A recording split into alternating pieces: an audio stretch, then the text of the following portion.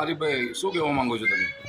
જેવી રીતે અમારા માઇનોરિટી ચેરમેન જે મોહસિન ખાનભાઈને જે કૂતરાએ બાઇટ કરી છે, તો આવી રીતે શહેરમાં અસંખ્ય આવા બનાવો બને છે અને એમાં નાના છોકરાઓથી લઈ અને વૃદ્ધ લોકો અને રાતે ઇમરજન્સીમાં નીકળતા લોકો કે ભાઈ કોઈ ઇમરજન્સી આવી જાય ને આપણે નીકળવાનું હોય તો પહેલાં તો આપણને કૂતરાથી જ ડરવાનું હોય કે ભાઈ આ કૂતરા કયો રોડ છે કે કયા રસ્તા પર છે કે જ્યાં કૂતરો હોય ના કે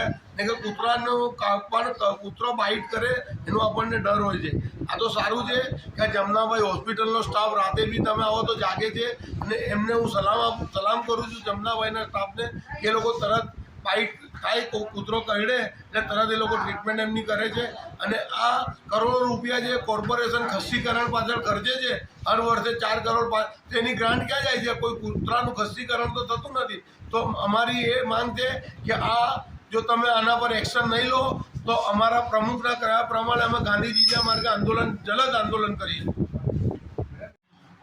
ચાપાનેર દરવાજાથી પાણીગેટ જતા રોડ પર કૂતરાઓનો અસંખ્ય આતંક છે.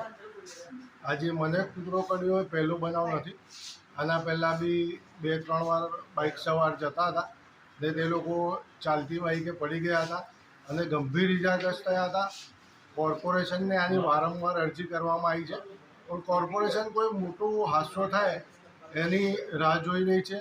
ત્યાં મહોલ્લામાં નાના બાળકો રમતા હોય છે એટલે કોર્પોરેશન એની રાહ જોઈ રહ્યું છે કે ભાઈ કોઈ મોટો હાદસો થાય પછી તંત્ર જાગે.